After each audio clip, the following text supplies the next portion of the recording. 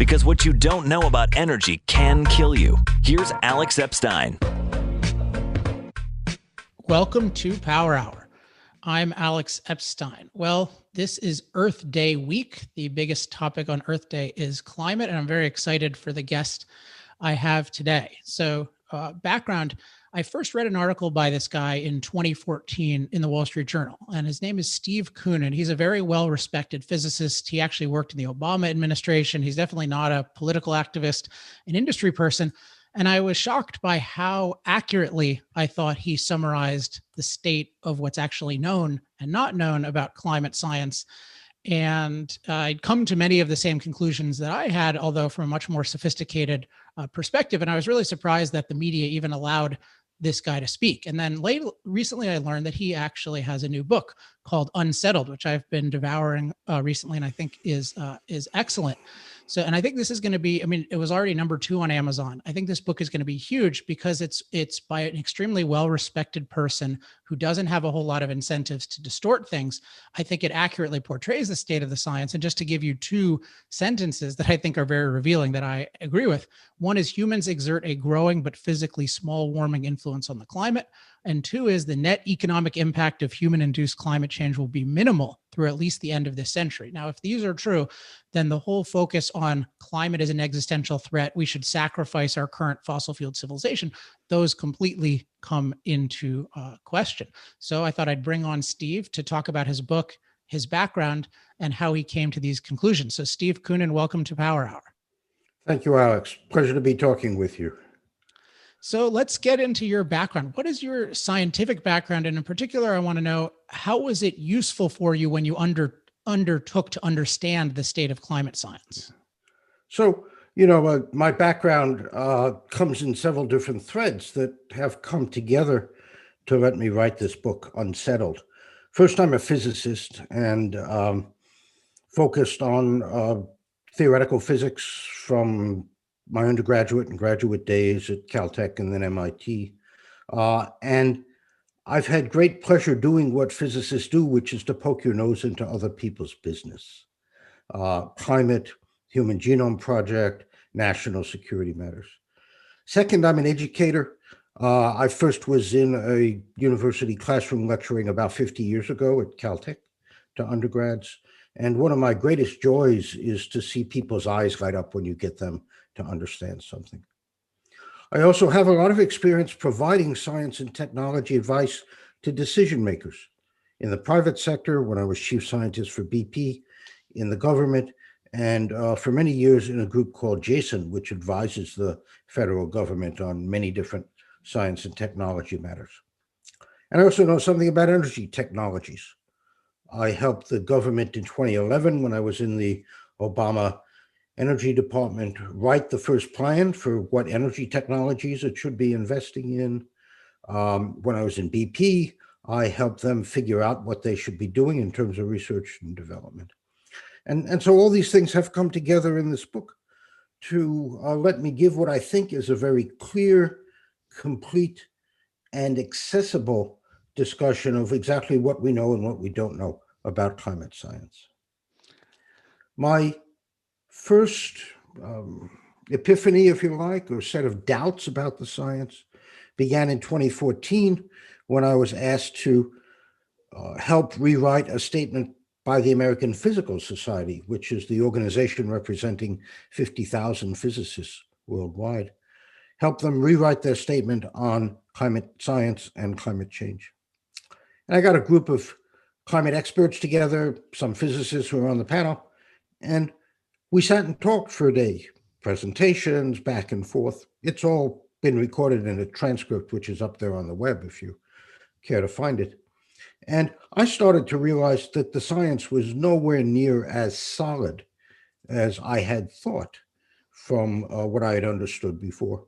And so I started speaking out in 2014, the culmination of 6 years of further research, talking with people, writing, is now this book, Unsettled, which will be published on May 4th. So with that, so I didn't know actually that the transcript of that was available. I mean, I remember when the kind of revisiting of the statement was undertaken, because there was this, to me, infamous incontrovertible statement that was made. Correct. And then I knew that they were revisiting it and actually bringing in a wide variety of people. Were you tasked with leading that? What was your official role? Well, I was tasked with chairing a small committee of 5 other physicists who would draft a statement and then send it up to the leadership for consideration. And somewhat controversially, my sense was, well, heck, we're physicists. There's no reason we should simply rubber stamp the IPCC report that had just come out in 2013. And so I said, well, why don't we dig a little more deeply into the science and get this workshop together and show the physicists just how strong or not the scientific case was. And there was a lot of concern when I proposed doing that, and eventually got permission to do it. So that's what we did. That's great. I mean, I like the idea of appealing. It's not, I mean, the deserved confidence of physicists in methods. I mean, if you look at, one thing about just different fields called science, like blank science, I mean, is that they have vastly different track records in terms of what they've actually accomplished and vastly different standards of validation. And I think Peter Thiel pointed out that the things that begin with blank science tend to have the worst track records, whereas things like physics and chemistry. So if you think of physics and what's been achieved in physics in terms of understanding and predictive ability, it's an absolutely astounding thing. Climate science does not have any kind of track record like that. If you look at the public spokesman, I mean, which I don't think reflect all the scientists, but the public spokesman, I think, have a demonstrably very wrong track record. So I'm glad you undertook to review them. So to be fair to the climate scientists, they're dealing with a very hard problem, and we can get into exactly why it's hard in a while. But, we as physicists tend to be data-driven, fact-driven, working from principles and understanding just how good or how bad models can be in any particular situation. We tend to ask very simple, but often very difficult questions when we look into a new subject. And I've had great fun doing that in biology about, 20 years ago, at the request of the Department of Energy, in dirty bombs, various other national security issues. You tend to go in and you learn about a subject and you start asking dumb questions, eventually putting together a kind of synthetic picture for yourself. I want to just follow up on this idea that they are dealing with a very complex thing. I think that's also true, though, of a lot of these other fields that are blank science, like economic science. And I think it lends itself to a lot of distortion. I think, because people tend to want confidence in the future, so they like certainty. And then the less certainty there is, the more you can have people who are overly confident who make these definitive predictions. And I think that's why we get the public spokesman of not just climate science, but a lot of environmental science. They have this track record for decades and decades and decades, Paul Ehrlich being the most notorious, where they just predict these things that are totally wrong. And you can say, oh, well, it's such a complex system to know what'll happen. That's true. But if it's a complex system and you don't have sufficient knowledge to predict it, the better people will say that, but the worse people will often get media attention. Yeah, of course. And of course, it is in some ways these most complex systems that are of greatest societal interest. And so you get a lot of noise and a lot of uncertainty in the discussions, even if it's sometimes not acknowledged. You can go in a hierarchy. I mean, if you look at mathematics, physics, chemistry, we understand these things very well, in large part because we can do experiments and we can reduce our understanding to a couple of basic principles. Biology is getting like that. It didn't used to be, and I used to have great arguments back in the 1990s with my then boss, David Baltimore, a Nobel Prize-winning biologist, about whether there in fact was that kind of understanding of biology. And I think we're getting there, and we see that in the great prowess we've had in rapidly formulating vaccines for COVID. But then you get further on where you really can't do integrated experiments, geology, astronomy, and climate science. And so that's certainly one deficiency in those sciences. Another is that the climate system is difficult to observe. We need precise observations over many decades. The oceans are hard to understand. There's behavior going on at all scales that we can't clearly separate from one another. So it's a very difficult problem.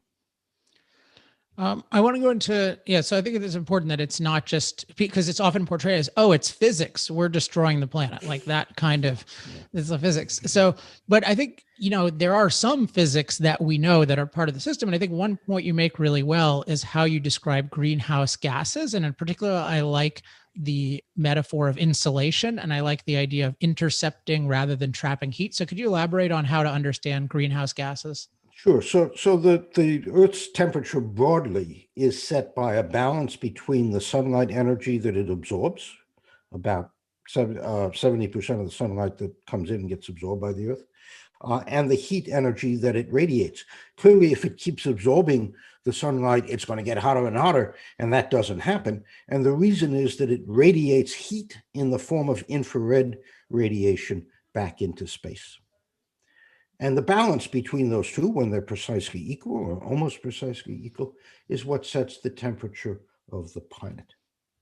If there were no atmosphere, the heat would go right back out into space, and the temperature of the planet would be a lot colder than we actually observe it to be.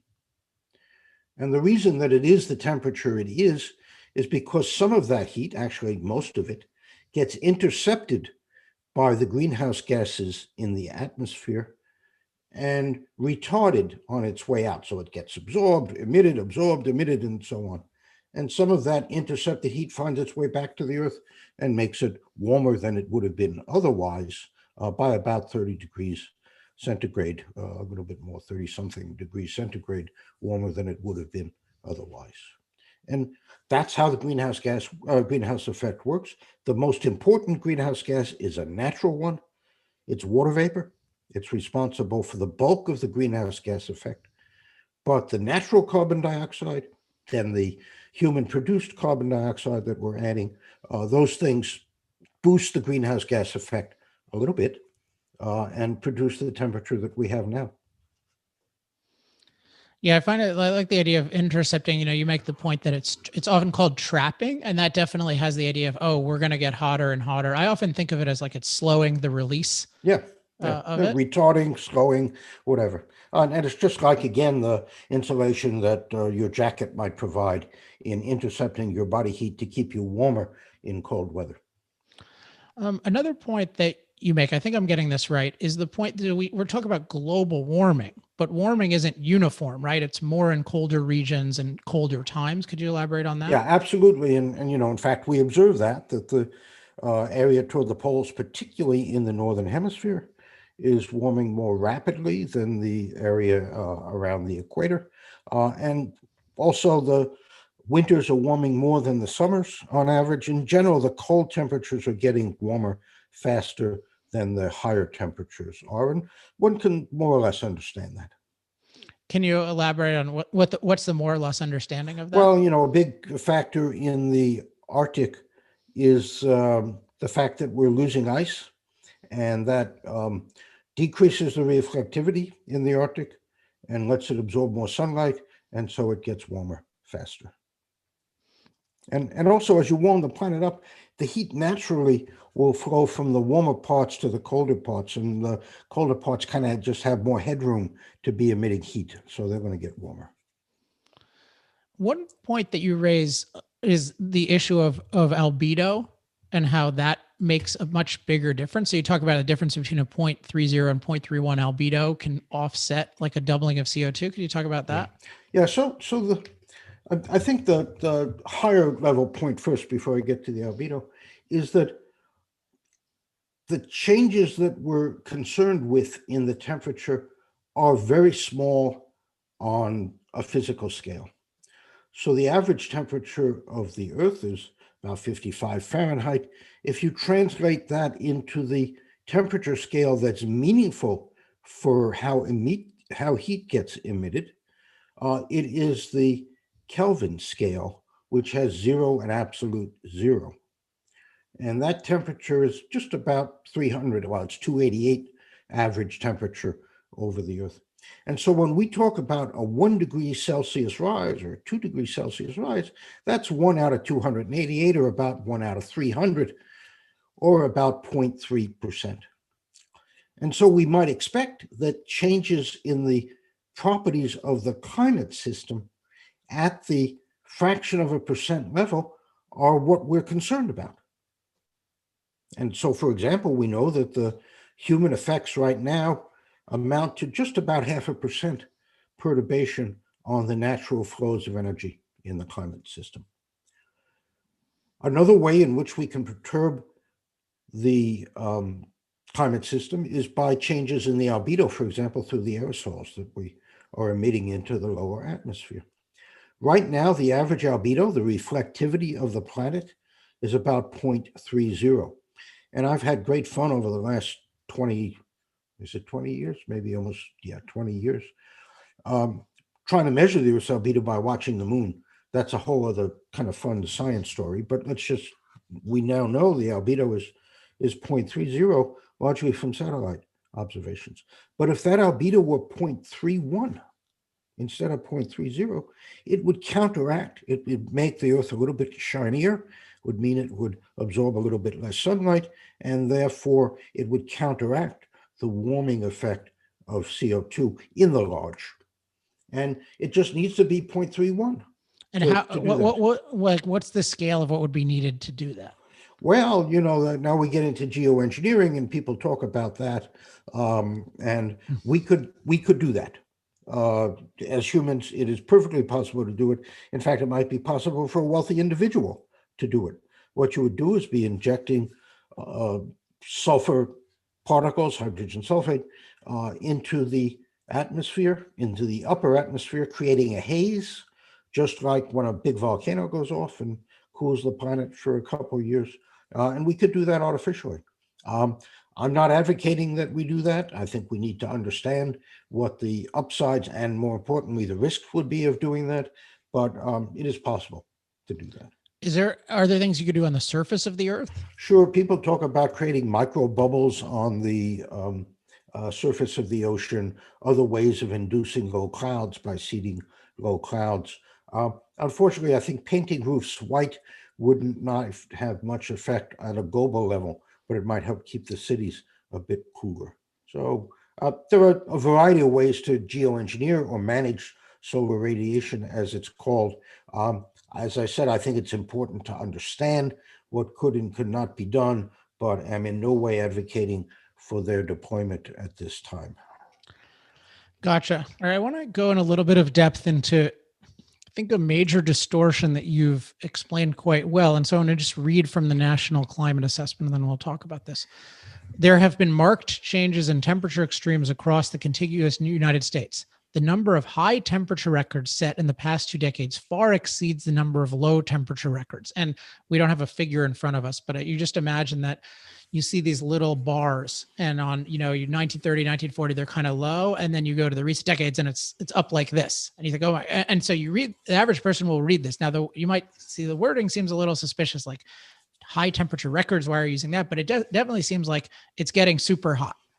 Like that's the takeaway. So what is going on with this? Like what's the reality, and then what's being distorted? Yeah, so this is an episode or a section that appeared in the U.S. government's National Climate Assessment, Volume 1, called the Climate Science Special Report, that was issued in 2017. And it is a once every 4-year assessment of the state of climate science issued by the U.S. government, in fact, mandated by the Congress. And when this report came out in 2017, I and a number of other people read it very carefully. And we noticed, as you said, something that looks really peculiar, that they show you a ratio of the number of record daily highs to the number of record daily lows over about 100 years, about 100 years, I guess. As you said, looks like nothing's very much is happening until 1950 or 1960, and then it explodes. And certainly there are more record highs than record lows.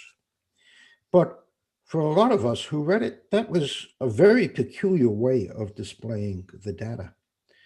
And so I started to dig into it a bit more deeply and realized, first of all, the notion that record highs were getting higher or more common was contradictory with other graphs that had appeared in the report, which showed that there's no change in heat waves over the last, or the average, no change in heat waves since the beginning of the 20th century. And similarly, the average record high temperature across the country hadn't increased since 1960.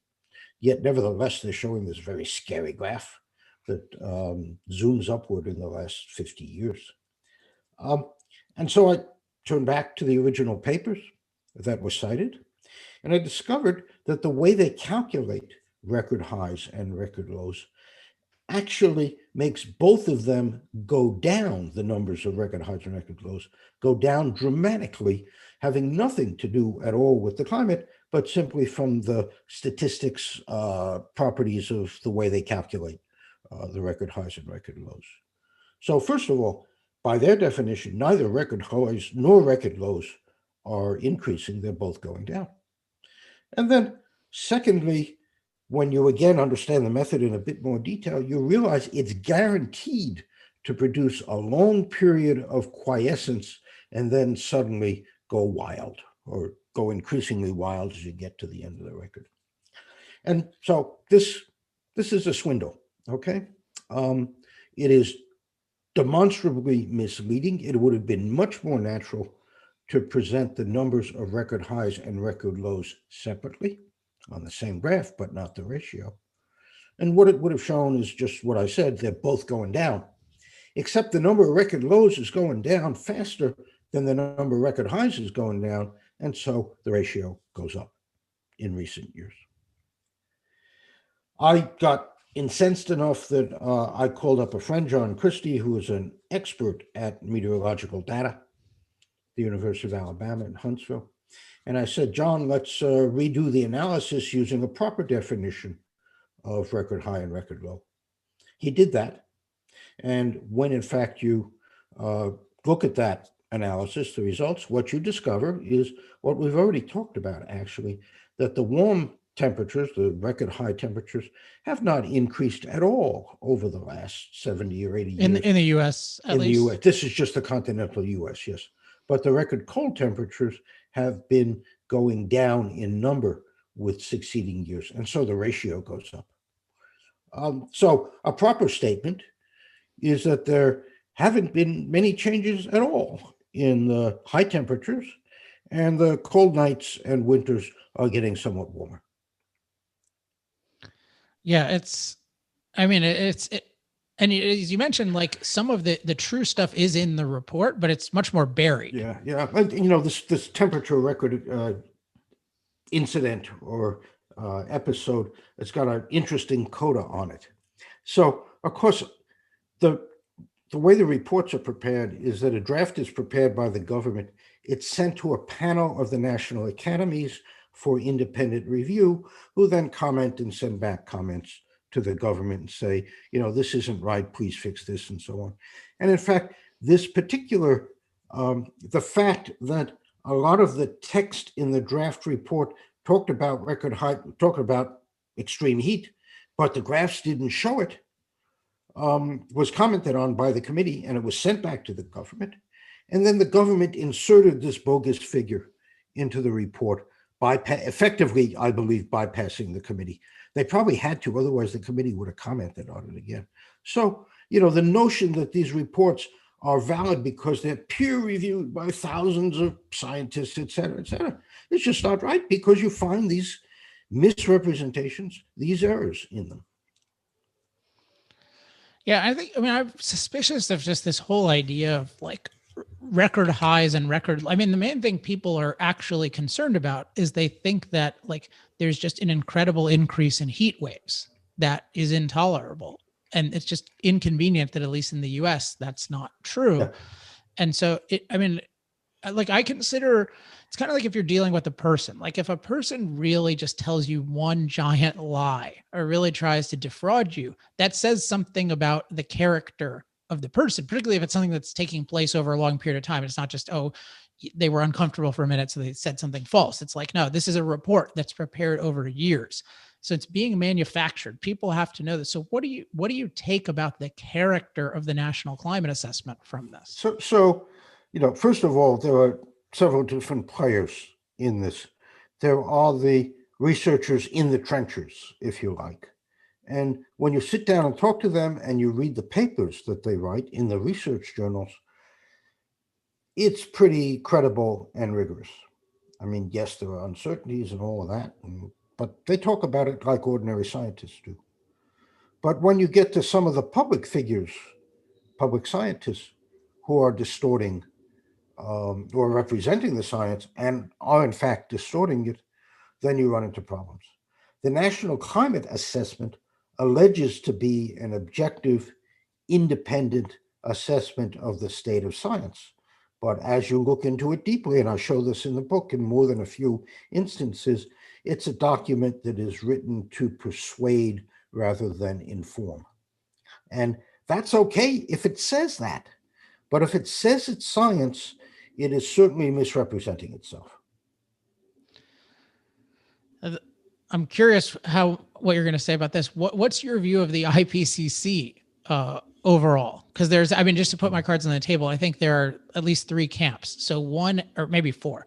One is like the IPCC is like this divine, well, they wouldn't call it divine, but like the ultimate scientific rigorous thing that is just tells the whole truth. Another thing is that and that it's catastrophic. Then there's a lot of people who are kind of similar to me, although I disagree with them on this. So the IPCC is really, really rigorous scientifically, but its findings are just distorted by the media. Then my view is that many of the scientists whose work is being taken by the IPCC are quite good, but I regard the IPCC as actually a political and religious organization that I think is conceived in a pretty bad way. And then there are people who just think it's all a hoax, which I don't believe at all. So I'm curious where you stand in terms of the IPCC. I'm kind of in the middle. I think, well, first of all, of course, there are several different components to the IPCC. There is the detailed report or reports that run to thousands of pages. Right. And when you read them, they're not bad. Okay. At least the working group one, which is the physical science. I think it's not bad. I think they do a pretty honest job. I have complaints about some of the things they do we can talk about in terms of process and presentation, but by and large, it's pretty good. And in fact, a lot of the material in the book is simply lifting quotes of the report that are buried in the back of the report, so to speak, right, and surfacing them for people to see. Then you get to the summaries for policymakers, which is all, in fact, anybody reads of the report if they read it at all, because you've got to be a pretty expert person to read the summaries. And they are... You mean to read the reports? Yes, to read the reports, I think you really have to be an expert to understand them. Or you've got to spend a lot of time and have a good scientific background. And when you read these summaries for policymakers, they often mislead by omission, by distortion, and they are largely political documents, I think. Doesn't mean everything is wrong, but it means they don't tell the whole story. And so that's what I think about the IPCC. And those summaries for policymakers and then the subsequent media coverage have a heavy hand of government and activists as opposed to the true scientists in the trenches. And one of the things you'll discover if you read the transcript of that American Physical Society workshop is that the working scientists are often embarrassed by the way the IPCC winds up describing the state of the science. And so that raises the question of sort of your role in this, because there's this phenomenon of you talk to people behind the scenes and they often find the public presentation embarrassing, yet it's very rare for people to stand up against it, and say, hey, there's something wrong here. And certainly rare to present it as objectively as you are, coming from a high position of scientific standing. So I'm curious, let's start with 2014. What kind of reception did you get, positive and negative, when you wrote that article in the Wall Street Journal?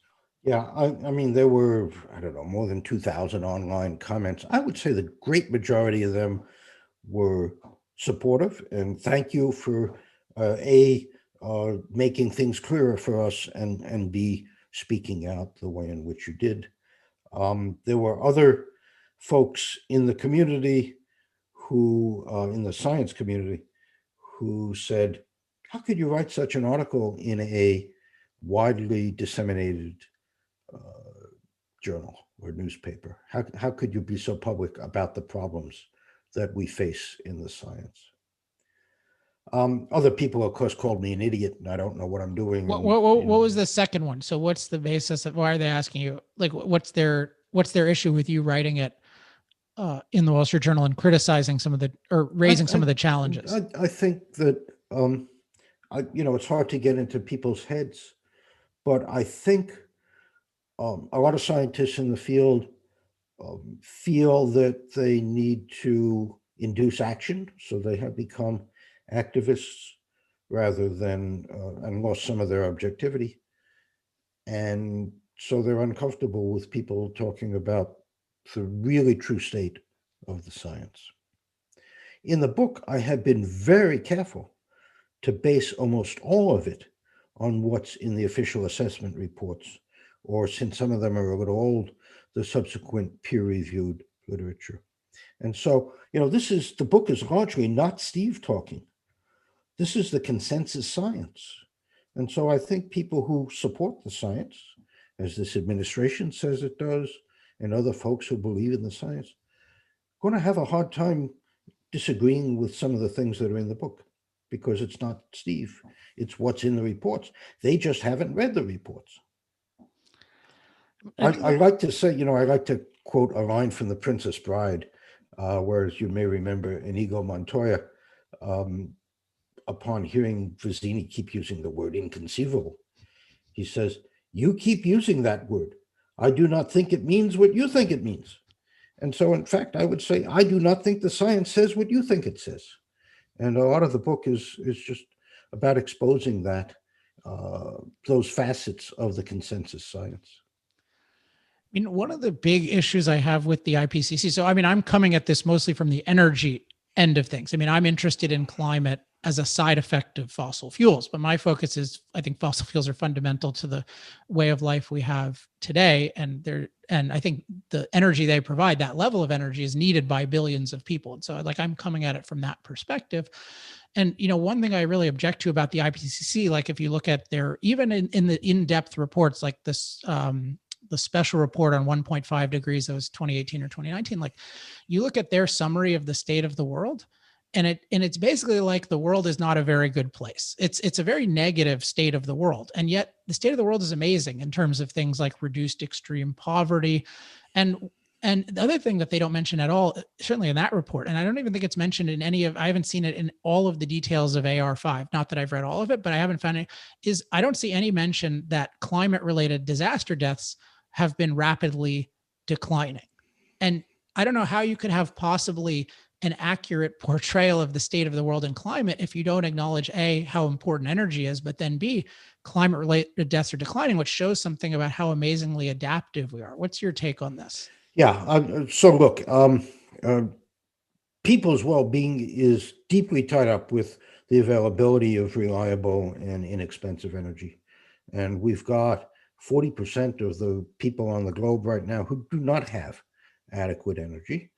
And the population is going to grow a little bit as well. And so both the growing population and the need of those people to develop are going to drive energy demand up strongly. And nobody has got a good answer of how are you going to get carbon-free energy to those people? Who's going to pay for it? And there is no good answer right now other than that, well, we'll develop the technologies to do that. And well, maybe so, but the technologies are not there right now to do that. And so there's a balancing against rather vague and uncertain climate impacts, and the need for these people to have energy. And in fact, for the developed world to continue to develop and do the things that we can do. Mobility, heat, light, information technologies, all of these depend upon abundant, reliable, relatively inexpensive energy. And right now, fossil fuels make up 80% of the world's energy supply right now. There may be instances where wind and solar are cheaper, but they cannot be brought to scale and remain cheap like that because of reliability issues. And so I think for the next many decades, it's going to be fossil fuels, whether the world wants to continue that or not. I think you're just going to have that to satisfy the energy needs of the planet. I mean, you mentioned, vague and uncertain climate impacts, but, when we look at like 100 years ago, say, so you look at the 1930s. In the 1930s, you have years where millions of people die of climate disasters. That's, adjusted for population, that's 10 million people. Today, there's nothing resembling that. Any given year, it's in the thousands or tens of thousands at the most, and low tens of thousands, actually. So I mean, I think of it as even like we are artificially safe from climate and we can master an unbelievable variety of climates. So if what you're saying is, yeah, we have a growing but small impact, I don't see any possibility of even climate catastrophe, let alone climate cataclysm for the foreseeable future. Yeah, I think, the notion of tipping points and catastrophes has receded from the scientific discussion. Doesn't mean it's Not completely from done. the portrayal of it. Well, no, and this big disconnect is a big part of the problem. If you look at the economic impact, and it's right there in the assessment reports, I've got a chapter about it in the book. Warming of 5 degrees centigrade, okay, which is like 4 times the Paris guardrail that has been set, is anticipated to have a minimal economic impact on either the US or the global economy overall. Minimal. And what that means is that the growth of the economy will be delayed by a couple of years by the time you get to the end of the century. And, it's right there in black and white in the report. Well, it's a little bit obscured. It's not highlighted. But in fact, it's astounding when you read that. You wonder, how can people keep talking about a climate crisis or climate catastrophe? yeah, I mean, so Bjorn Lomborg has publicized this a lot, and I generally agree, but like looking at the details of it, I have two concerns. So one is they have something like, oh, it's 2.2% or whatever the number is. But then there's a lot of like weasel words around, we're not sure, it could be a lot greater and stuff. And then what you're seeing, and this is happening right now more so than ever, I think, is climate economists, particularly Nordhaus and Richard Toll, are being challenged, and people are saying like, hey, you're not properly accounting. And I think the reason is they wanted climate economics to give them a pseudoscientific reason to say the world is going to end. And then the mainstream climate economists failed to deliver on that. They just said, yeah, there's going to be some issues, but we'll adapt. And they don't like, the catastrophists don't like that. So now they're basically saying, oh, we can't even use climate economics. It's going to be a catastrophe. And because of the IPCC and because I think it's so distorted, I wouldn't be at all surprised if in subsequent ones they say, oh yeah, no, it's actually going to be a total catastrophe. What's your read on that? Yeah. So, first of all, again, this is an even harder problem than climate itself. As you know, economics is called the dismal science. I like to say that climate economics is the doubly dismal science. It's really difficult not only to project the climate, but then how it will affect human society and how human society will respond to it. I'm willing to acknowledge deep uncertainty in that. My beef is that the reports, as published so far, based on the literature so far, show minimal impact. And nevertheless, the public dialogue screams catastrophe. And so it's more a question for me of the fidelity of the picture that gets represented to non-experts than exactly what the picture says. Yeah, I guess my take is because I think of it as a political and in some sense religious organization, I think the reports will continue to diminish in quality. Yeah, I agree. And, again, to say things maybe a bit out of school, many of the senior climate scientists think that by the time now we've gotten to the 6th assessment report, it's no longer the A team that is preparing the reports. Yeah, if there ever was the A team preparing the reports, I think they're probably I think long if you gone. go back to the first couple, there were some pretty good people involved, and some of them got discouraged with the process. Yeah, no, I mean, I think there were, and they're also, yeah, the character of those that I've seen is quite different, and they talk about things like medieval warm period and stuff, which is not okay to talk about now. So Yeah, anyway, yeah, yeah, yeah, so I yeah. just want to ask about that because I worry about, I worry, I think it's good to rely. I mean, I think it's good to say like, hey, even this organization, like, here's what the literature says. This organization is reflecting it accurately here, but I know there's so many forces trying to push the IPCC to catastrophe. I mean, you look at Guterres, the head of the UN, this guy has said, like, we're waging a war on nature. Like, for him, it's really a religious thing. We've waged a war on nature. And he describes it, this is almost an exact quote, as like having catastrophic economic destruction already.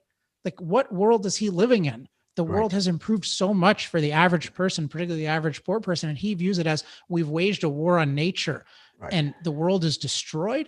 Like, that is a religious perspective. That is not an economic or scientific What perspective. really frosts me is, where is the scientific community, whether through the professional societies or through the national academies or the UK Royal Society, standing up and saying, hey, wait a second, that just isn't right. You're wrong compared to the data or the projections and so on. You don't hear that.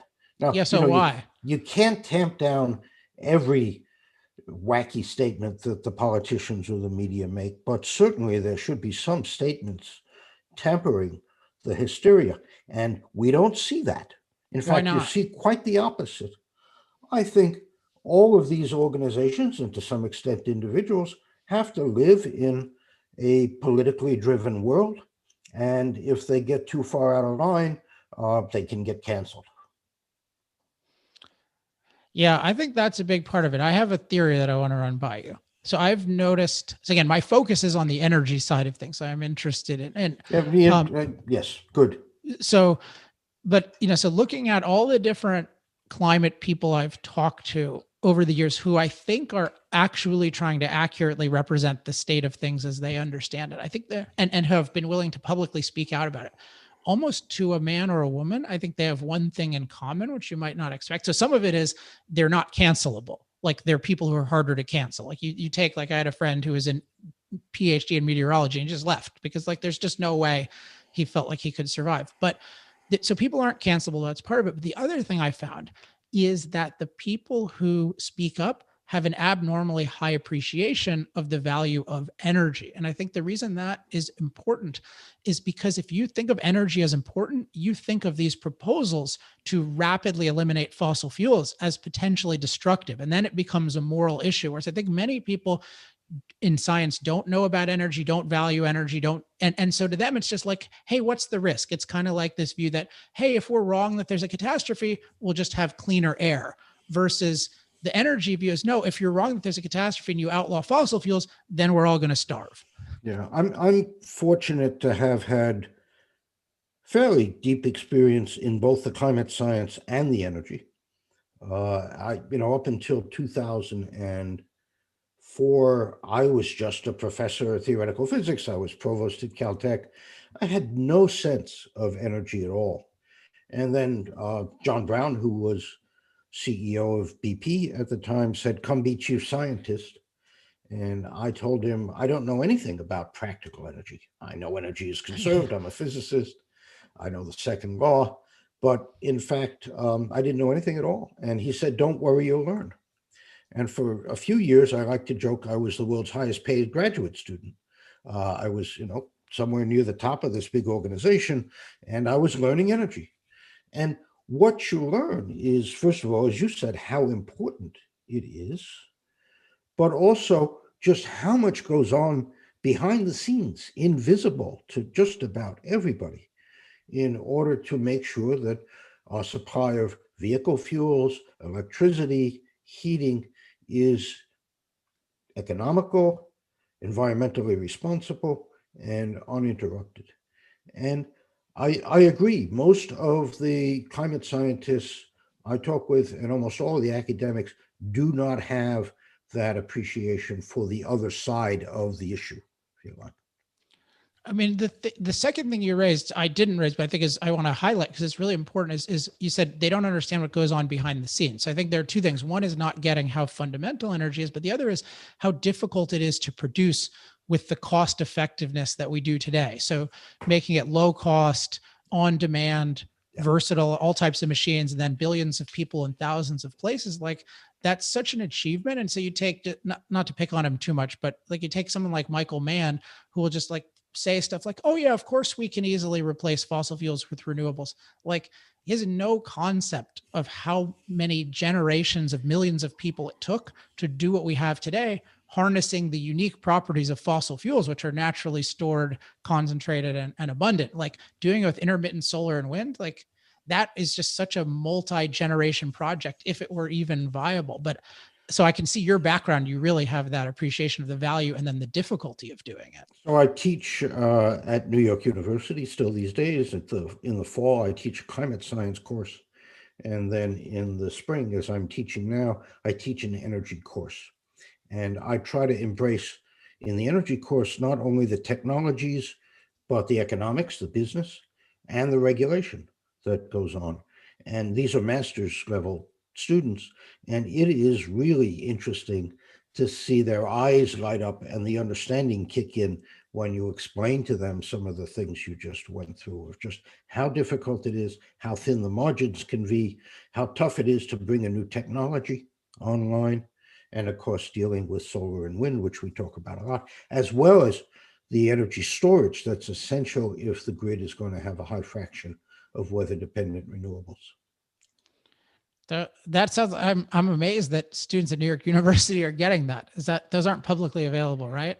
No. I'm thinking about taking the lectures, or a dozen lectures, about 350 charts, and turning them into a book in some way. But okay, I part of endorse that idea. That's a great idea. Thank you. Part of the problem is this is a rapidly changing subject with new technologies coming on, new regulations, and whatever I write will probably be stale in a couple of years. Nevertheless, a good introduction to the real energy system, as opposed to the energy system of physicists or climate scientists, would be, I think, a useful thing to do. Well, I think it's as we wrap up, I mean, I think it's great that students at NYU have access to the combination of the understanding the energy and then understanding the climate piece of it from someone who's in a position to know both in depth.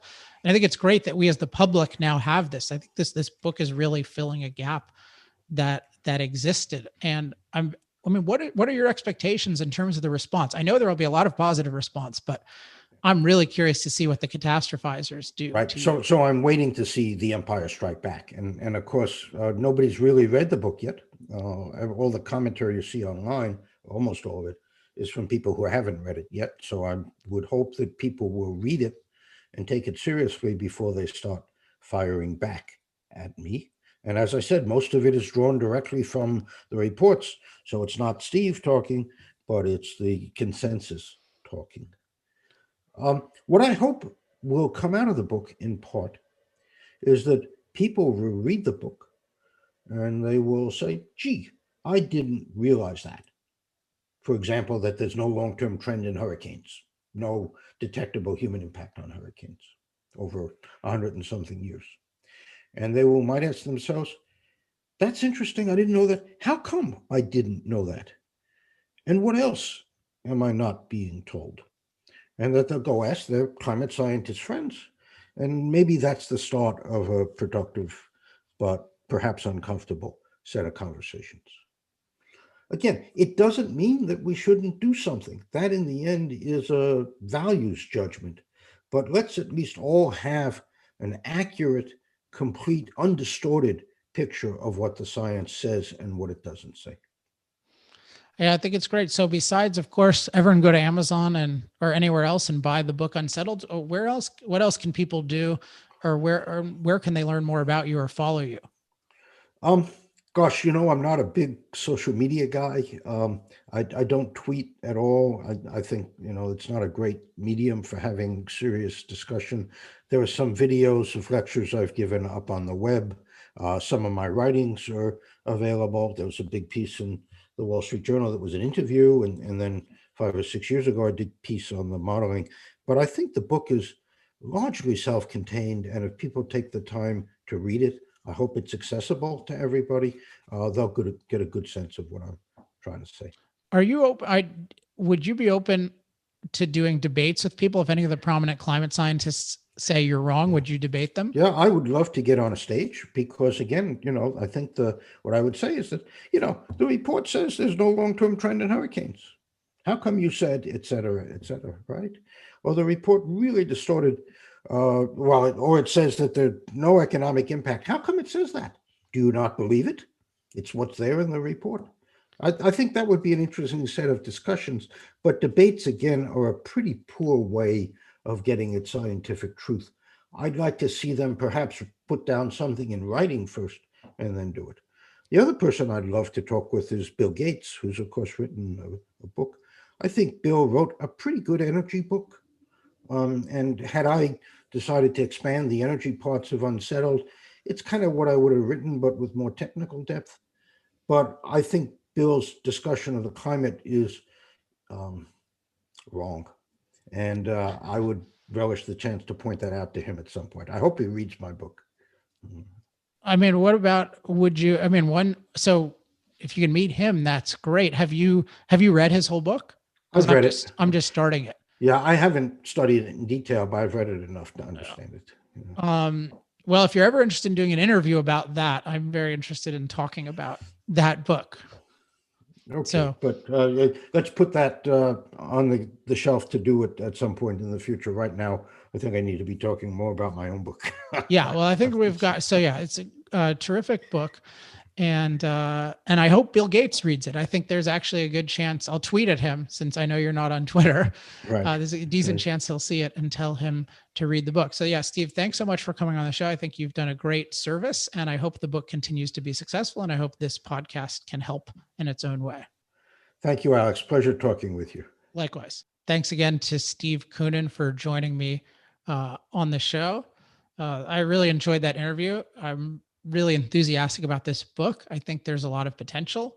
Definitely buy it. It's called Unsettled by Steve Koonin. It'd be pretty easy to find now. I mean, who knows? Amazon might pull it. Although last time I checked, it's their #2 bestseller of all books. I mean, that's crazy. I think with my own book, Moral Case for Fossil Fuels, the highest I remember getting was 77. It's possible it got higher than that, but I don't think it was anywhere near #2 at any point. So I think this is, I've been very excited over the past year about Michael Schellenberger's book, Bjorn Lomborg's book, that I think really have made a dent in climate catastrophism. But I think Steve's book has the potential to do a lot more because he is a highly respected physicist. He is really engaging with the science in depth in a way that's hard to argue with. And I'm just super interested to see what the catastrophizers do about it. I think the key is just publicizing this enough and talking about it enough so that they have to engage. And when they have to engage, I think a lot of unflattering stuff about the catastrophe position is going to come out. So that is Earth Day, the Earth Day Power Hour. Hope you enjoy it. As always, if you have any questions, comments, love mail, or hate mail, you can email me at alex@alexepstein.com.